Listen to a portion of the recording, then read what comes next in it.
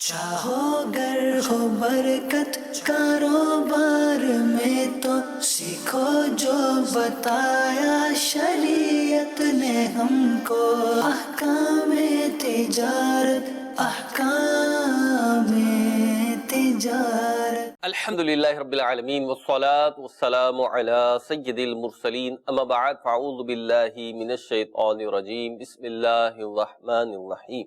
الصلاة والسلام علیک یا رسول اللہ، الصلاة والسلام علیک یا حبیب اللہ، الصلاة والسلام علیک یا نبی اللہ وعلی آلک وصحابک یا نور اللہ۔ مدنی چینل کے ناظرین، الحمدللہ سلسلہ احکام تجارت کے ساتھ حاضر ہیں، درود پاک کی فضیلت شامل کرتے ہیں اور پھر انشاءاللہ آپ کے سوالات کی طرف بھی بڑھتے ہیں۔ نبی پاک صلی اللہ علیہ وسلم کا فرمان ذیشان ہے، مجھ پر درود پاک کی کثرت کرو، بے شک تمہارا مجھ پر درود پاک پڑھنا تمہارے لیے پاکیزگی کا باعث ہے۔ صلو علی الحبیب صلی اللہ تعالی علی محمد صلی اللہ تعالی علیہ وسلم۔ بڑھتے ہیں آپ کے سوالات کی طرف، آپ کی کالز کی طرف، اور پہلی کال شامل سلسلہ کرتے ہیں۔ جی، میرا سوال یہ ہے کہ اگر مجھے ایک چیز دی گئی ہے تو وہ اگر جس ٹائم پہ میں نے اس کو بولا ہے کہ اس ٹائم پہ میں دے دوں گا، اگر کوئی کسی مسئلے کی وجہ سے میں نے وہ چیز اس ٹائم پہ نہیں دی تو کیا یہ کوئی گناہ وغیرہ تو نہیں ہوگا نا؟ ٹھیک ہے جی، معلوم کرتے ہیں مفتی صاحب سے، آپ نے سوال کیا ہے۔ الحمدللہ رب العالمین والصلاة والسلام علی سید الانبیاء والمرسلین، اما بعد فاعوذ باللہ من الشیطان الرجیم، بسم اللہ الرحمن الرحیم۔ اب لفظ چیز کا جو اطلاق ہے وہ ہر ایک چیز پر ہو سکتا ہے۔ تو چیز کا جو مفہوم ہے عربی میں شے کہتے ہیں، تو شے جو ہے ہر موجود پر اس کا اطلاق ہوتا ہے۔ تو چیز سے مراد روپیہ پیسہ ہے، چیز سے مراد کوئی بائک لی ہے، کوئی استعمال کی فزیکل چیز لی ہے آپ نے، تو یہ الگ الگ صورتیں بنیں گی۔ قرض میں تو یہ ہے کہ ظاہر بات ہے، قرض جس پر ہو اور ادا کرنے کی استطاعت ہو پھر بھی وہ ادا نہ کرے تو یہ گناہ کا کام ہے۔ یعنی جب مدت آ جائے، تقاضا سامنے سے آ جائے، پھر بھی وہ حیل و حجت سے کام لے اور وقت پر ادائیگی نہ کرے تو انتہائی مذموم کام ہے۔ اسی طریقے سے کوئی استعمال کی چیز لی ہوئی ہے تو وہ قرض تو نہیں کہلاتی، عاریت کہلاتی ہے۔ اس میں یہ ہوتا ہے کہ مالک نے ایک وقت تک اس کے استعمال کی اجازت آپ کو دی ہوتی ہے۔ جب وہ وقت پورا ہو گیا، جو وقت آپ کو بیان کیا گیا تھا، تو اب گویا کہ مالک کی اجازت استعمال کرنے کی نہ رہی، تو مالک سے اجازت لی جائے، اس کو کہا جائے کہ مجھے تھوڑا سا اور بھی ضرورت ہے۔ بعض اوقات ایسا ہوتا ہے کہ بہت غیر مطلب کہ کوئی تکلف نہیں ہوتا، غیر تکلفی کا ماحول ہوتا ہے، اور بھائیوں سے زیادہ آپس میں جو ہے نا وہ محبت ہوتی ہے، اور ایک ایسا تعلق ہوتا ہے کہ اس میں دیر سویر کوئی خاتے میں نہیں لایا جاتا، ٹھیک ہے، اس کا کوئی ایشو نہیں ہوتا۔ یہ ایک الگ معاملات ہیں۔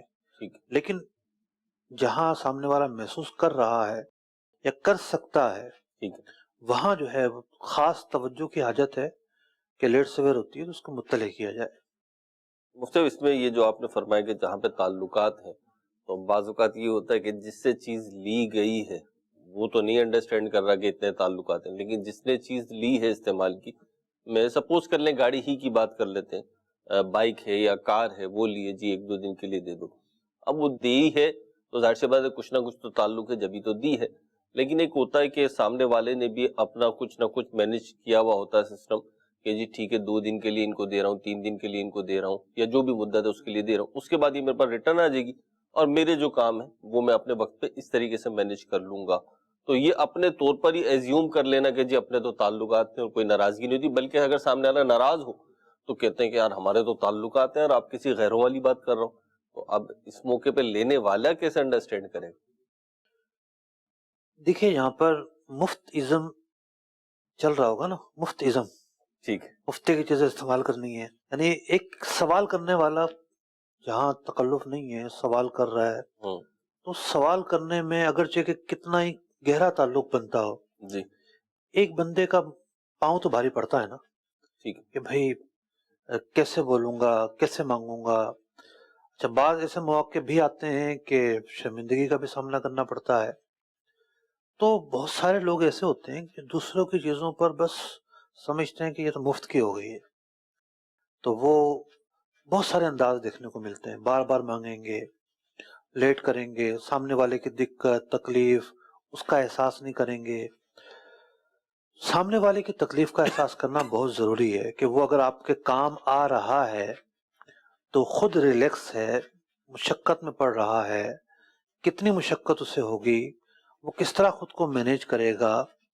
تو زندگی کے اندر یہ اصول ہونا چاہیے، آپ جب بھی کسی دوسرے سے مدد لینا چاہتے ہیں تو اس کی تکلیف، اس کے پرابلمز، اس کو آپ سامنے رکھیں. کئی دفعہ ایسا ہوتا ہے کہ کوئی چھوٹا موٹا کام ہوتا ہے جی تو میں کسی کو فون کرتا ہوں، کہاں ہو، کسی دوست کو، ٹھیک ہے. تو مجھے لگتا ہے کہ یہ دور ہیں تو میں بتاتا ہی نہیں ہوں. صحیح. پوچھتا رہتا کیوں، خیریت ہے، میں کہا ٹھیک ہے بعد میں بات کریں گے. ٹھیک ہے. نہیں، کسی اور موقع پہ ہیلو آئے آزمائش میں نہیں ڈال رہے. نہیں. اب ایک آدمی اس پوزیشن میں ہے کہ بہت زیادہ مشقت نہیں ہوگی اس کو، جی تو سامنے والے کو بھی احساس کرنا چاہیے کہ دوسرا جو آدمی آپ کے کام آ رہا ہے جی اس کو آپ بہت زیادہ آزمائش میں نہ ڈالیں. ٹھیک. اس کے بھی کام ہیں، اس کے بچے ہیں، اس کی مصروفیات ہیں، اس کا بھی روزگار ہے. یہ سب چیزیں جو ہے وہ بندے کے ساتھ ہوتی ہیں. تو اس اصول کو لے کر آپ چلیں گے، یعنی آپ کا جو دکھ ہے صرف آپ اس کو ہی نہ دیکھیں، سامنے والے کے بھی دکھ درد کا آپ اندازہ لگائیں، تو اس سے بہت بہتری ہوگی. میں نے آج ایک کتاب میں پڑھا، جی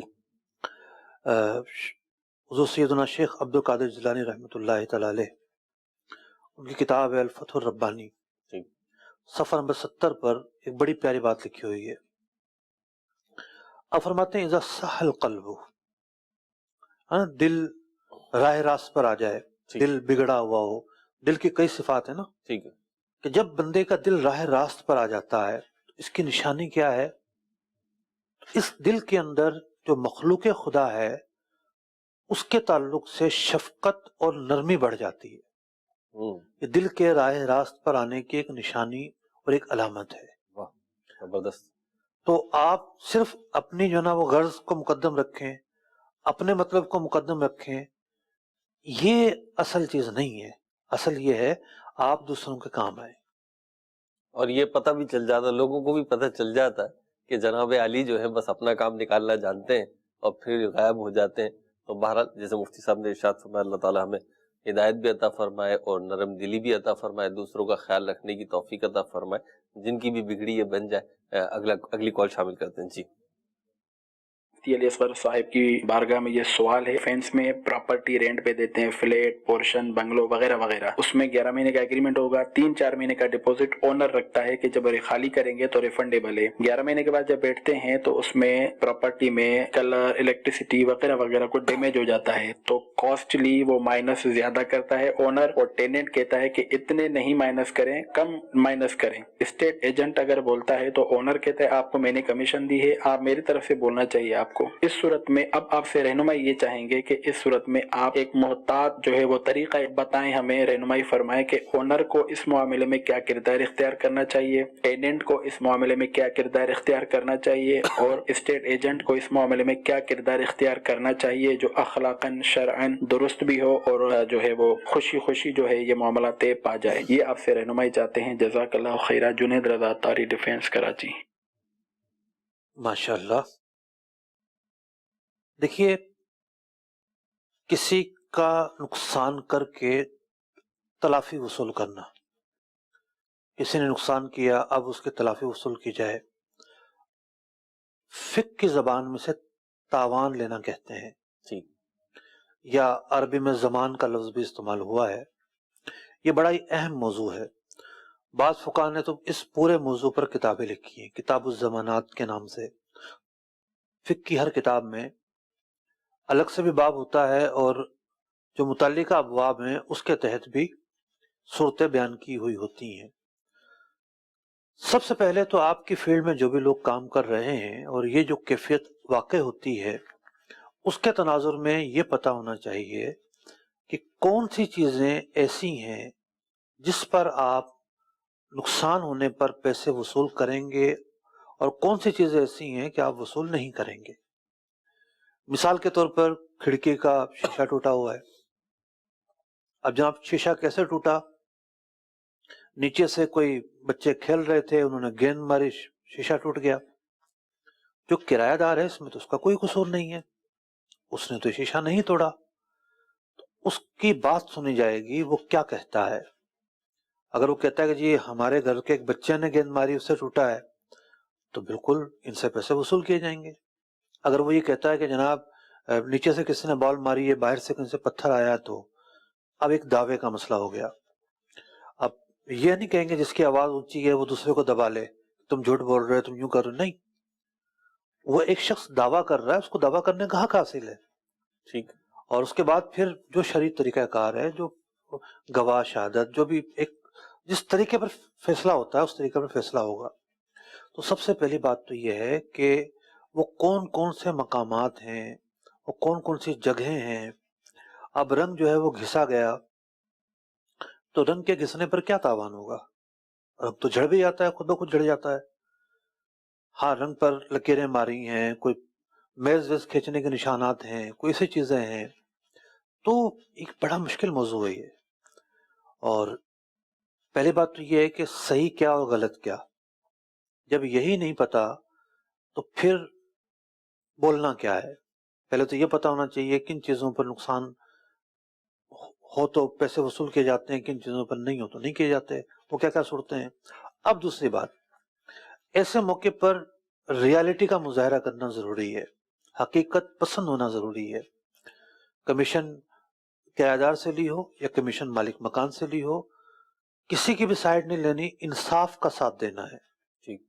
جو آپ کی بات انصاف کے قریب ہے، جس سے انصاف کے تقاضے پورے ہوتے ہیں، آپ نے وہ بات بیان کرنی ہے. آپ نے کسی کی اندھی سائیڈ نہیں لینی. تو یوں ایک نازک صورتحال ہے، اور بہت یعنی ایسے موڑ آئیں گے کئی کہ آپ سمجھیں گے کہ جناب میں یہاں کھڑا ہوں، یہاں کھڑا ہوں. علم دین ہی بندے کو بچاتا ہے. علم دین ہوگا تو وہ اس کی جو روشنی ہے وہ آپ کو راہ راست تک پہنچائے گی. ٹھیک.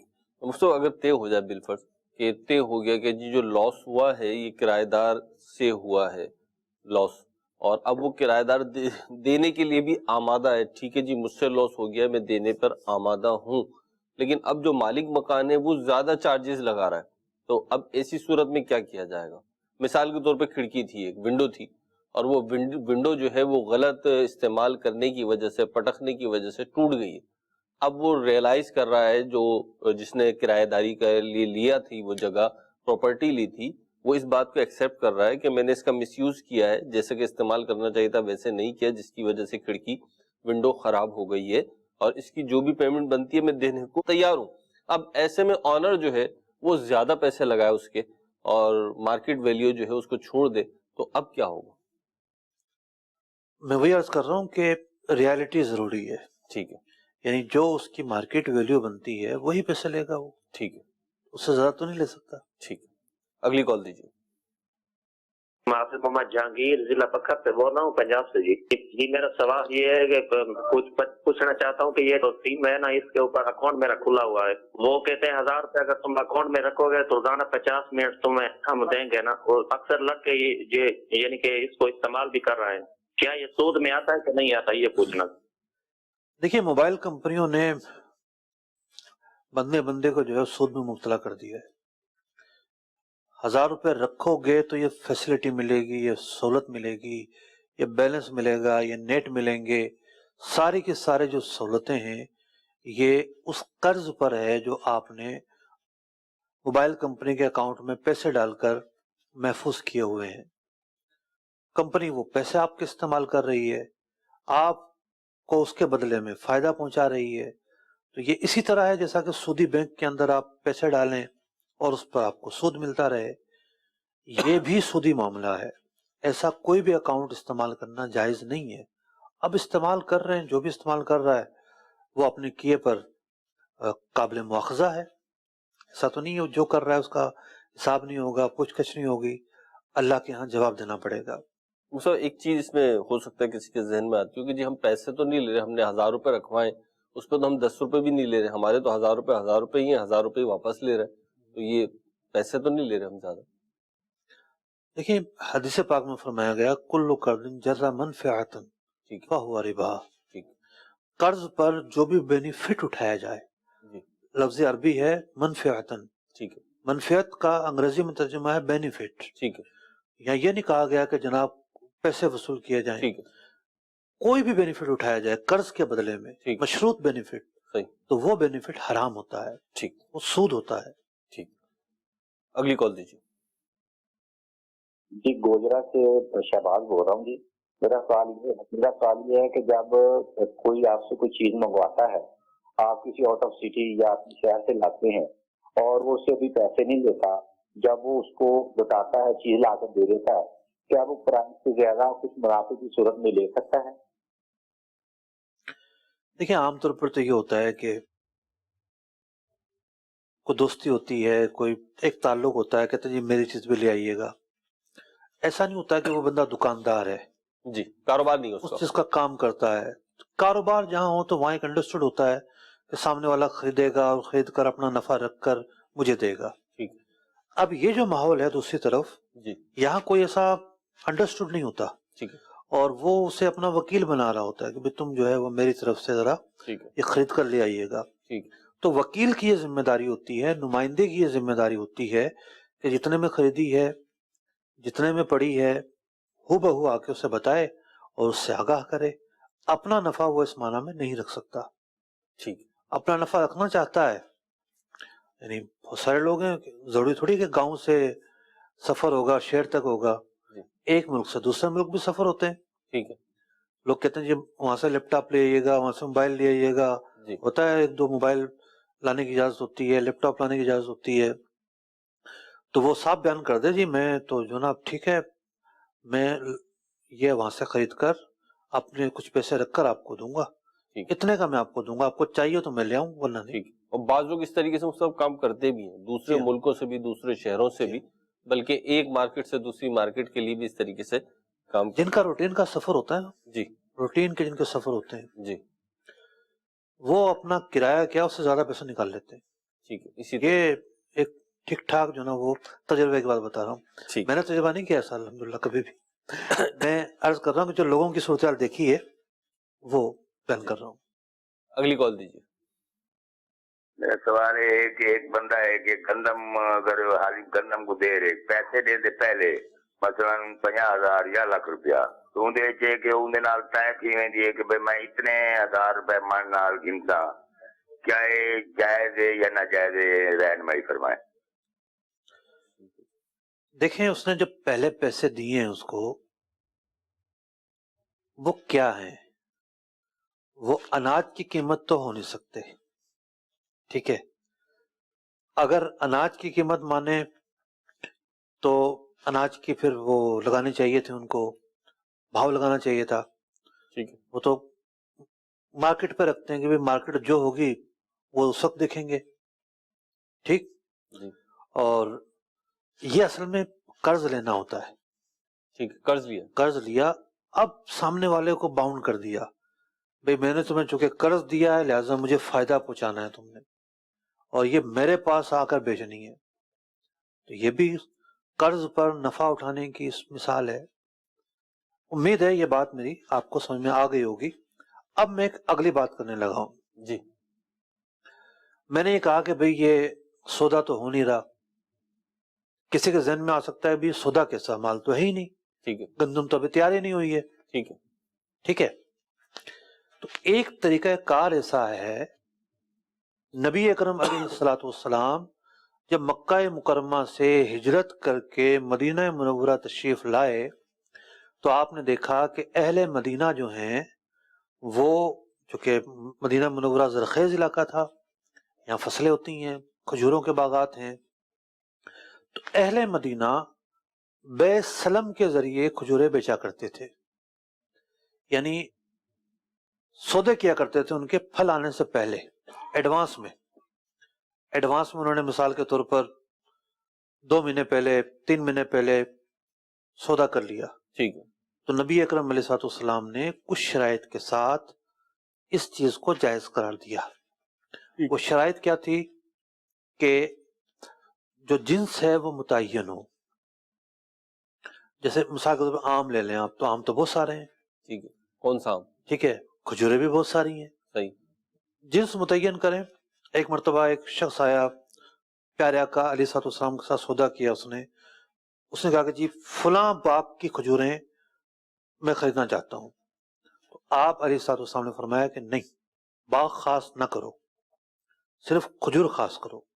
ٹھیک ہے. اس طرح آپ نے سودا فرمایا. صحیح. تو گندم میں بھی یہ ہو سکتا ہے کہ گندم تیار نہیں ہوئی ہے ابھی، تو گندم جو ہے نا اس کی کونپلیں پھوٹی ہوں گی بعض علاقوں میں تو کونپلیں بھی نہیں پھوٹی ہوں گی. 6 مہینے کی فصل ہوتی ہے، ٹھیک ہے. اور جنوری کے آخر سے نکلنا شروع ہوتی ہے. سندھ سے نکلتے ہوئے پنجاب کی طرف بڑھتی چلی جاتی ہے. تو ابھی تو گندم تیار نہیں ہوئی ہے، لیکن مارکیٹ میں گندم ایک ایسی فصل ہے جو ہر ٹائم موجود رہتی ہے. یعنی ٹھیک ہے، بیج ہے اس کا، اناج جو ہے وہ موجود رہتا ہے. صحیح. تو جو چیز مارکیٹ میں موجود ہو، سودا ہونے سے لے کر ڈیلیوری ہونے تک، مال سپرد کیے جانے تک، تو اس میں بے سلم ہو سکتا ہے.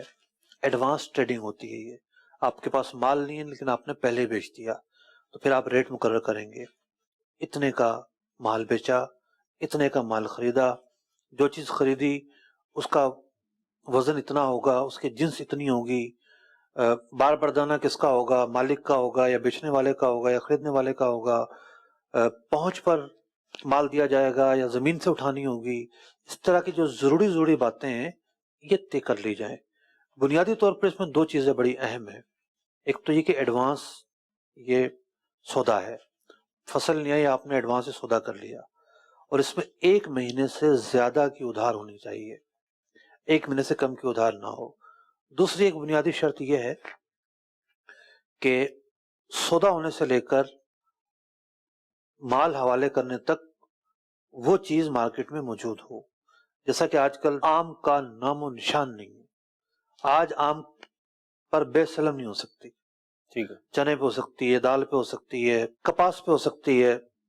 کپاس موجود ہی رہتی ہے، مارکیٹ سے اٹھتی نہیں ہے کپاس. جی. ٹھیک ہے، لیکن آم پر نہیں ہو سکتی. آم ہماری مارکیٹ میں موجود ہی نہیں ہے.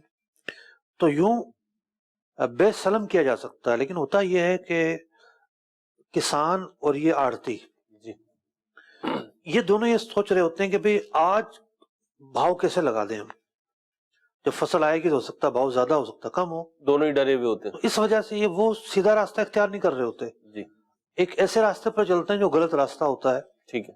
حالانکہ یہ تھوڑا سا کمپرومائز کر کے، اندازہ لگا کے سیدھا راستہ اختیار کر سکتے ہیں. پیچیدگی صرف ایک ان کے یہاں، بھاؤ کیا رکھنا ہے.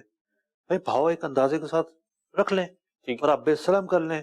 علماء سے آ کے پوچھیں کہ بے سلم کس طرح ہوتی ہے. پیارے آقا علیہ الصلوۃ والسلام نے اس طریقہ کار کو اختیار کیا ہے، اجازت عطا کی ہے، بس تقاضے پورے کیے جائیں. بہت ساری جو خراب کنڈیشنز ہوتی ہیں سودوں کے اندر، اس کا خاتمہ ہو جائے گا اگر اس طریقہ کار کو آپ اختیار کر لیں. مختصر دودھ والے جو ہے نا، دودھ کی بندی ہوتی ہے، اس کے اندر عجیب و غریب صورتحال ہے. ہم نے دودھ والوں کے لیے پورا ایگریمنٹ تیار کیا ہوا ہے کہ اگر آپ صحیح طریقے سے کام کرنا چاہتے ہیں یہ ایگریمنٹ ہم سے لے لو، ایک دو اس کو سمجھ لو. ٹھیک ہے.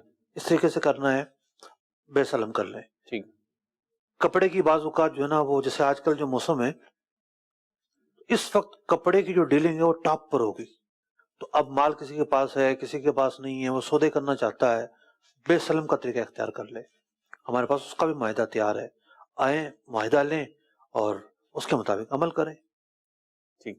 مفتی کافی بریفلی آپ نے بیان فرمایا. میں چاہوں گا کہ ایک چیز اور اس میں آ جائے جو کہ ضمنی طور پہ تو آ گئی ہے، پرٹیکولر الفاظ کے ساتھ آ جائے کہ اگر کوئی شخص یوں سودا کر رہا ہے گندم کا کہ جی میں نے اب میں سوچ یہ رہا ہوں کہ یہ ساری جو باتیں اتنی مشکل بیان ہوئی ہیں، ہمارے جو سرائکے بھائی نے سوال کیا تھا ان کو بہت ساری باتیں سمجھ میں نہیں آئی ہوں گی. تو سمجھو جناب تاڑے علاقے وچ کو عالم ہو سی ان کو پوچھو اے سودا جڑا ہے اے بے سلم کیویں ہوندی ہے، تو امید ہے کہ وہ آپ کو بتائیں گے. مختلف اگر یوں سودا کر لوں، میں سودا کر رہا ہوں کسی سے، پیسے دے رہا ہوں میں کسی کو، اور میں نے طے کر لیا کہ جی فلاں ٹائپ کی گندم ہوگی اور 2500 روپے من بالفرض لگا لیتے ہیں. اب مجھے نہیں پتا مارکیٹ کیا ہے، ایک سپوز کر رہے ہیں 2500 روپے من ہوگا، آپ مجھے پہنچاؤ گے اور فلاں تاریخ تک امید ہے کہ فصل کے مطابق یہ گندم آ جائے گی، یہ سودا ہو گیا، میں نے یہ پیسے دے دیے انہیں، بالفرض 2500 روپے من سے 20 من گندم خریدی تو 50,000 روپے بنے، اب 50,000 روپے میں نے انہیں ایڈوانس دے دیے اور 20 من میری گندم طے ہو گئی، کوالٹی بھی طے ہو گئی، یہ بھی طے ہو گیا کہ یہ پہنچا کر دیں گے مجھے جو بھی بنیادی چیز۔ پیسے اس میں سارے دینے ہوتے ہیں جی پیسے کی ادائیگی 100% کرنی ہوگی، ٹھیک ہے، ٹھیک ہے، 10% بھی نہیں روک سکتے آپ، صحیح، اور دن بھی مقرر کرنا ہوگا کہ ڈلیوری کب دینی ہے۔ اچھا قسطوں میں بھی رکھ سکتے ہیں کہ بھئی فلاں مہینے میں آپ مثال کے طور پر جنوری سے اپریل تک آپ کو مال دینا ہے، ٹھیک ہے، بھلے اس میں آپ کبھی بھی دیتے رہیں، ٹھیک ہے، یہ بھی ٹھیک ہے، صحیح، بہت وسعت ہے، پیریڈ طے کر دیا۔ پیریڈ طے کرنا ضروری ہے۔ اگلی کال دیجیے۔ مفتی صاحب سے یہ سوال ہے کہ کاروبار میں جو لینا دینا ہوتا ہے، میرا کپڑے کا ویپار ہے، تو اس میں لین دین میں ہم تھوڑی سی تاخیر کر دیتے ہیں، جیسے کہ وعدہ ہوتا ہے اگلے ہفتے کا، تو اگلے ہفتے کی بجائے اس پہ 15 سے 20 دن لگ جاتے ہیں، ٹھیک ہے، تو اس کا کیا ہے؟ جیسے کہ ایک مثال ہے، مجھے کاروبار مارکیٹ سے پیسے لینے ہیں، مجھے مارکیٹ سے پیسے نہیں آئے، اب مجھے دینے ہیں، میں نے آگے بولا ہے کہ میں 1 ہفتے 10 دن میں کر دوں گا، اب وہاں پہ وہ 20 دن گزر جاتے ہیں اور اس ٹائم پہ دیتے ہیں اور مارکیٹ سے پیسے نہیں آ رہے ہیں، مارکیٹ میں یا تو ہیں یا تو مال ہے، دونوں صورتیں ہمارے پاس، یا تو مارکیٹ سے پیسے آئیں گے یا تو مال کے پیسے آئیں گے، تو اس پہ کیا ہے؟ یہ وعدہ خلافی ہے؟ بھائی آپ یوں سمجھیے کہ ہر گھر میں سبزی آتی ہے، فروٹ آتے ہیں، بہت سارا کچرا جمع ہو جاتا ہے، ٹھیک ہے، اب جو ہے وہ اس کا انتظام ہوتا ہے کہ جی یہ کہاں ڈالا جائے گا، ٹھیک ہے، اب ہر آدمی یہ بولے کہ جی یہ کچرا تو ہونا ہی ہونا ہے، دروازے کے باہر ڈالتا رہے یا ان کے گھر کے باہر جو روڈ ہے وہاں ڈالتا رہے، تو ایک وقت ایسا آئے گا کہ وہ پورا روڈ بند ہو جائے گا، پورا روڈ کچرا کنڈی بن جائے گا، نہ نکلنے کا راستہ ہوگا، پھر کیا مچھر، کیا بدبو، کیا سڑن، ہر طرح کی بیماریاں وہاں پیدا ہو جائیں گی۔ ٹھیک ہے، تو اس خدشے سے بچنے کے لیے نظافت، صفائی ستھرائی کے اصول کو اختیار کرتے ہوئے اس کا ایک اہتمام کیا جاتا ہے کہ بھئی گندگی نہ پھیلے، ٹھیک، اس کو ٹھکانے لگانے کے بہتر سے بہتر طریقے اختیار کیے جاتے ہیں۔ اگر آپ یہ سوچتے ہیں کہ جی ہماری مارکیٹ میں یہی اصول ہے، یہی طریقہ ہے، تو پھر ہوتا یہی ہے کہ وہ پھر پوری مارکیٹ جو ہے نا وہ ایک گندی جو گلی ہوتی ہے جس پہ کچرے کا ڈھیر لگا ہوتا ہے وہ بن جاتی ہے، اس کا چیک یہاں باؤنس، اس کا چیک وہاں باؤنس، اس کا چیک وہاں باؤنس۔ ہماری مارکیٹ کی سب سے بڑی بیماری یہی ہے، چیک گھوم رہے ہوتے ہیں، پیسے ہی نہیں، وعدے پہ وعدے، فون پہ فون، ٹینشن پہ ٹینشن۔ ایسا نہیں کہ پیسے نہیں ہوں، جو آپ نے پارٹی کو چیک دینا تھا ٹھیک ہے آپ کو پیسے نہیں آئے، لیکن آپ کی تجوری تو خالی نہیں ہے، میں جنرلی بات کر رہا ہوں، آپ کے تجربے میں تو بہت سارے پیسے رکھے ہوئے ہیں، آپ تو اس کے علاوہ بڑی بڑی ڈیل کرنے کا سوچ رہے ہیں، تو یہ آپ نے اصول کیوں بنا لیا کہ مجھے پیسے آئیں گے تو میں آگے بھیجوں گا؟ تو اصول ہی غلط ہے، اور اس اصول کو اپنانے کی وجہ سے ہر شخص جام ہے، پوری مارکیٹ کا ایشو یہی ہے، پیسے رکے ہوئے ہیں، ہر شخص پریشان ہے، بڑی بڑی ڈیلز کے پیسے رکے ہوتے ہیں، تو اس طریقہ کار سے نکلنا پڑے گا۔ وعدہ وعدہ ہوتا ہے، کاروباری جو وعدے ہوتے ہیں ان میں جو پورا کرنے کا جو معاملہ ہے وہ عام وعدوں سے ہٹ کر ہے، عام اگر وعدے ہیں اس کے اندر تو بہت ساری صورتیں ہیں، لیکن کاروباری جو وعدے ہوتے ہیں شرط کی منزلت میں ہوتے ہیں، جب ٹائم ہو جائے تو پھر بلا عذر شرعی آپ تاخیر نہیں کر سکتے، اب گناہ گار ہوں گے تو کیوں اپنے آپ کو اس گناہ میں ڈالنا ہے، کیوں پورے ماحول کے اندر پیچیدگی پیدا کرنی ہے؟ ہم سب انفرادی طور پر کوشش کریں، میں اگر ٹھیک ہو جاتا ہوں تو پھر دوسرا بھی ٹھیک ہو سکتا ہے، اگر میں ٹھیک نہیں ہوتا تو دوسرا بھی ٹھیک نہیں ہوگا، تو اپنے آپ میں تبدیلی لائیں، فرد سے معاشرہ بنے گا، آپ بہتر ہو جائیں گے، باقی لوگ بھی آئیں گے۔ اگلی کال دیجیے۔ سر میں بہاول پور شریف سے بات کر رہا ہوں، ہماری گزارش ہے کہ میں مسلسل ایک آدمی میرے سے آم خریدتا آ رہا ہے، میرا آم کا باغ ہے تو وہ مسلسل 3-4 سال سے وہ خریدتا آ رہا ہے، وہ جو ہے نا آم اب جو ہے نا میرے سے ایڈوانس سے 2 سال پہلے لے لیا انہوں نے، اچھا میری فصل یعنی پھل آنے سے پہلے 2 سال ایڈوانس لے لیا انہوں نے، تو میں اس کو کہا کہ یہ تو میرے حساب سے جائز نہیں ہے، وہ کہتا کہ میں خود جو ہے نا لیتا آ رہا ہوں 2 سال سے، میں تو جانتا ہوں کہ آم یہ پھلیں گے یا نہیں پھلیں گے، وہ میری اپنی قسمت، तो उसके बारे में जानना चाहता हूँ कि यार वो आम को जो बेच दिया है मैंने, क्या वो बेचना जायज है या वो खुद भी राजी है खरीदने वाला? चलें जी, ऊज शरीफ से आप कॉल की। अच्छा, उच्च शरीफ से, माशाल्लाह। तो अभी आमों का जो तस्करा हुआ वो आपने सुना होगा, और यूं एडवांस जो ट्रेडिंग हो रही है आपकी वो जायज नहीं है, बिल्कुल भी जायज नहीं है। अब आप करेंगे क्या? तो इसके हवाले से हमारे दारुल इफ्ता से बड़ा तफसीली फतवा जो है वो लिखा हुआ है। मुफ्ती नवीद साहब हैं हैदराबाद में, तो उन्होंने माशाल्लाह बहुत अच्छा इसका एक फतवा लिखा हुआ है। तो या तो आप ईमेल एड्रेस daruliftah@dawat-e-islami इस पर ईमेल कर दें तो आपको हम वो फतवा भेज देंगे, या दारुल इफ्ता के जो नंबर हैं उस पर फ़ोन करके आप अपना एड्रेस लिखवा दें कि भाई ये मेरा पोस्टल एड्रेस है और मुफ्ती साहब ने कहा था कि ये फतवा आपको मिल जाएगा, तो वो हम तक पहुंच जाएगा, तो हम आपको बाय पोस्ट वो फतवा भेज देंगे। क्या तरीक़ाकार है और आपको क्या करना चाहिए इस हवाले से, तो उसमें तफसीली मालूमात मौजूद हैं। जवाज़ की क्या क्या सूरतें हैं वो भी लिखी हुई हैं, जो मुतबादिल सूरतें हैं वो भी तफसील के साथ लिखी हुई हैं, उसके मुताबिक आप फिर डील कीजिएगा। उसे आपने इनको जवाब तो इरशाद फरमा दिया। इनका जो सवाल था उसमें एक चीज़ ये थी कि इन बेचारों ने तो उस डील करने वाले की तवज्जो दिलाई कि मुझे जायज़ नहीं लग रहा, लेकिन उन्होंने अपनी प्रैक्टिस बयान कर दी कि जी मैं तो ये करता आ रहा हूँ, और मार्केट में ऐसे बहुत लोग कह रहे होते हैं। वो भाई हमें पता है, इनको भी कुछ इरशाद फरमा दे। कुरान पाक ने फरमाया ना, या अय्युहल इंसानु मा गर्रका बिरब्बिकल करीम, ऐ इंसान तुझे किस चीज ने धोखे में रखा। तो धोखा जो है जी, अपने आप से धोखा एक बहुत बड़ी बीमारी है अल्लाह, कि आप कहाँ खड़े हैं, आप खड़े कहीं और हैं, समझते कहीं और हैं, खुद अपने आप को ही धोखे में डाला हुआ है। अपने आप को धोखे में डाला हुआ है। तो क़यामत के दिन ये सवाल होगा, अल्लाह ताला बंदों से पूछेगा किस चीज ने तुम्हें धोखे में डाले रखा, मेरी इताअत से, मेरी नाफरमानी करने के ताल्लुक से, शरीयत पर अमल न करने के ताल्लुक से। तो इंसान धोखे में होता है, अपने आप को नहीं पहचान रहा होता, अपनी मालूमात ना होने का उसे इकरार नहीं होता, खुद को 30 मार्खा समझ रहा होता है, तो वो धोखे में रहता है। तो औलिया अल्लाह के यहाँ जो पहला सबक होता है ना, जब बंदा अल्लाह ताला के नेक बंदों के करीब जाता है, वो पहला सबक जो देते हैं वो यही देते हैं कि अपना आप पहचानो। ठीक, जब बंदा खुद अपना आप पहचानना शुरू करता है तो उसे पता चलता है मैं कहाँ खड़ा हूँ और मुझे क्या करना चाहिए। ठीक, ये बड़ी अहम चीज होती है, अपनी हैसियत का तय्युन हो जाता है। इसके साथ साथ मैं आपको एक और चीज भी अर्ज कर दूं, मुझे समझ में आ रहा है कि आपको अर्ज कर देनी चाहिए। उस शरीफ में हमारे दावत इस्लामी के कोई जिम्मेदार हो, कोई मदनी इस्लामी भाई हो जिन्होंने दरस निज़ामी किया हो, तो उनको अगर आप रेफरेंस देंगे ना कि अहकाम तिजारत में मैंने कॉल की थी तो मुफ्ती साहब ने मुझे यूं किया है, और अब मुझे एक बंदा तो शरीफ में ऐसा है जो हर हफ्ते एक सवाल जरूर पूछता है मुझसे, कुछ शरीफ में, ठीक है, एक मैसेज तो उसका लाजमी आया होता है, मुफ्ती साहब ये सवाल बताओ, ठीक है ना, ये सवाल बताओ, जवाब बताओ, ये जवाब बताओ, अपना मसला भेज रहा होता है। तो अगर आपका उससे रब्ता हो सकता है तो वहां से भी रब्ता कर लें।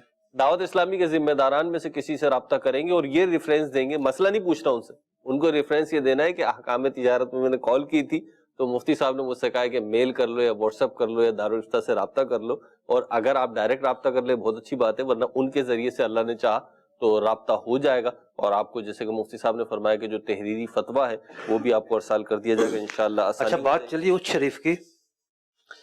तो उच्च जो है, आज मुल्तान एक बड़ा शहर है ना, जी जी, एक जमाने में उच्च इस जनूबी पंजाब का कैपिटल हुआ करता था जी, और बड़ी बड़ी जो है वो तिजारती सरगर्मियां, हुक्मरान यहाँ होते थे, पूरी एक रियासत थी ये जी। और जितने भी बुखारी सादात पाकिस्तान में, हिंदुस्तान में मौजूद हैं, जिनके हम लगा हुआ देखते हैं बुखारी जी, जैसे आलम शाह बुखारी, मासूम शाह बुखारी, उस सारे के सारे जो बुखारी सादात हैं जी, उनके जो जदे अमजद हैं जी, वो उच्च शरीफ में हैं। सुभान अल्लाह। हजरत सैयदना मौलाना जलालुद्दीन سرخ پوش رحمت اللہ تعالی علیہ، یہ وہ پہلے فرد تھے جو بخارا سے آئے تھے، سادات میں سے تھے. پھر آگے جتنے بھی بخاری چلے ہیں وہ سارے کے سارے ان کی اولاد سے ہیں. بہت بہت قدیم شہر ہے، اور یوں سمجھیے کہ مدینہ الاولیاء ہے. مفتی صاحب کے ساتھ پہلے جو ہے احمد پشرکیاں اور یہاں وہاں سے راستہ جاتا تھا. اب تو اچ والوں مطلب عام لوگوں کی قسمت یہ کھلی ہے کہ جو ملتان سکھر موٹر وے بنا ہے وہ اچ شریف اس پر آ گیا ہے. ٹھیک. اور وہاں سے لنک بھی ہے، اتریں زیارتیں کریں واپس چلے جائیں، سفر آسان ہو گیا، مطلب حاضری دینا آسان ہو گیا. مفتی صاحب کے ساتھ حاضری ہوئی ہے. بہرحال آپ مدنی چینل دیکھتے رہیے تو انشاءاللہ مختلف چیزیں سیکھنے کو ملتی رہیں گی. صلو علی الحبیب صلی اللہ تعالی علی محمد صلی اللہ تعالی علیہ وسلم. چاہو گر ہو برکت کاروبار میں تو سیکھو جو بتایا شریعت نے ہم کو. احکام تجارت، احکام تجارت